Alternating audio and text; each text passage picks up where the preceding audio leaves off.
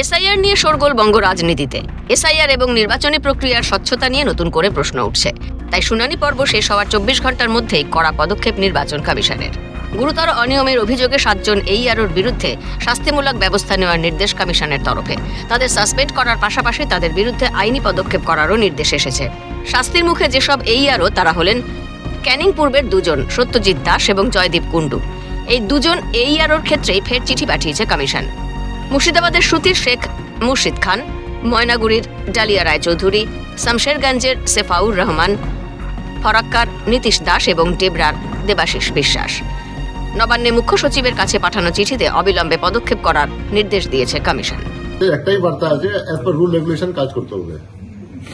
কারো কোনো পাওয়ার যে আছে ইনফিনিট নেই, কারো যে পাওয়ার আছে লাগাম ঝাড়া নেই। প্রত্যেক জায়গায় যেটা আছে রুল রেগুলেশন আছে, নোটিফিকেশন আছে, ল আছে, তা ফলোই করতে কাজ করতে হবে।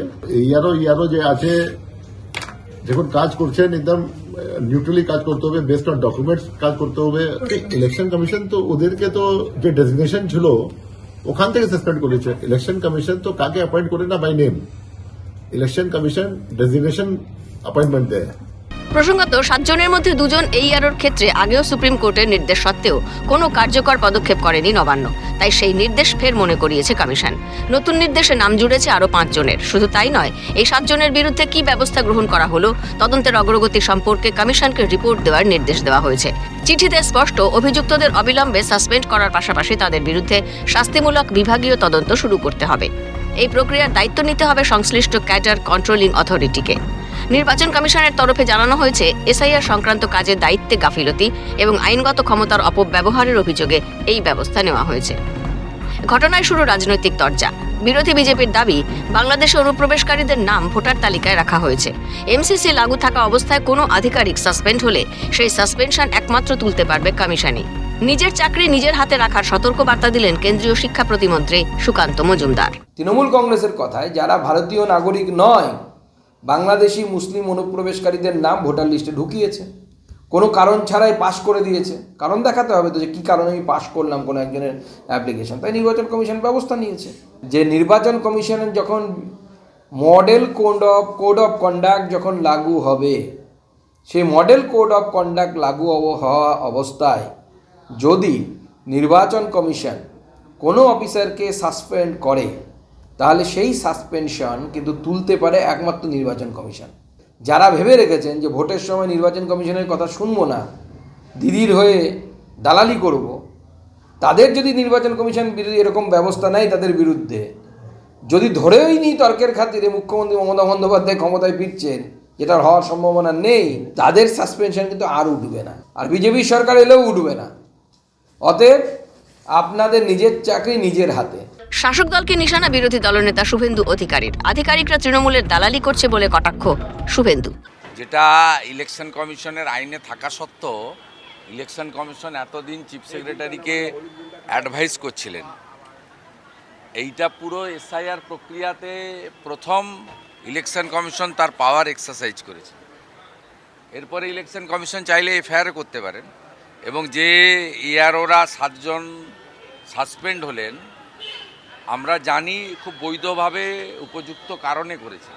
ইলেকশন কমিশনের যে 13টি গাইডলাইন আছে তাকে সম্পূর্ণরূপে ভায়োলেট করেছেন এরা, মূলত তৃণমূলের কথায় ডিএম বা ডিইওদের চাপে আর নন্দিনী চক্রবর্তীর। রাজ্যকে কমিশনের নির্দেশ মেনে চলতে হবে, এছাড়া অন্য উপায় নেই বললেন সিপিএম নেতা বিকাশ রঞ্জন ভট্টাচার্য। নির্বাচন কমিশন নির্দেশ দিতেই পারেন, রাজ্য সরকারকেও সেই নির্দেশ মানতে হবে। ইতিপূর্বে তো মনোজ পন্থ গিয়ে বলে এসেছিলেন এবং কিছু কিছু ব্যবস্থা নিয়েছিলেন। আমার ধারণা বর্তমান মুখ্য সচিব যিনি আছেন তিনি তো আইন মেনে কাজ করতে হবে। সেক্ষেত্রে নির্বাচন কমিশনের যে এই সিদ্ধান্তকে মান্যতা দেওয়া ছাড়া অন্য কোনো রাস্তা নেই। পাল্টা সুর চড়ালো তৃণমূল। রাজ্য প্রশাসনের পক্ষ থেকে মুখ্য সচিব পুরো বিষয় দেখে, আইন বিষয় দেখে তারপরে নিশ্চিতভাবে সরকারের পক্ষ থেকে বিবৃতি দেওয়া হবে, প্রথমত। দ্বিতীয়ত, একটা জিনিস নির্বাচন কমিশনের মাথায় রাখা উচিত, যুক্তরাষ্ট্রীয় পরিকাঠামোতে যে অফিসাররা রাজ্য সরকারের আন্ডারে কাজ করে তাদের মনোবল ভেঙে দিলে যুক্তরাষ্ট্রীয় পরিকাঠামোর ক্ষতি হয়। সুতরাং এটা সমস্ত রাজ্যের ক্ষেত্রেই সত্যি। সেই কথাগুলো বিবেচনা করেই নির্বাচন কমিশন যাতে ব্যবস্থা নেই, সেইটুকু নিরপেক্ষতা তাদের থেকে আশা রাখবো। যদিও তাদের নিরপেক্ষতা এই মুহূর্তে প্রশ্নাতীত নয়, কারণ এত ঘটনার পর ঘটনা ঘটে গেছে তারা বিজেপির হয়ে কাজ করার জন্য। তবু এইগুলো থাকলে হয়তো ভালো হয়। আধিকারিকদের সাসপেনশনের পাশাপাশি ফর্ম 7 এর কাজ শেষ করতে হবে 16 ফেব্রুয়ারির মধ্যে নির্দেশ কমিশনের। দিন বেঁধে দিয়ে বারবার কাজের চাপ দেওয়া হয়েছে বিএলও থেকে রাজ্য সরকারের আধিকারিকদের ওপর। সেই প্রক্রিয়ায় আরও কড়া পদক্ষেপ করল নির্বাচন কমিশন। খালেদ জামালের রিপোর্ট, ক্যালকাটা নিউজ।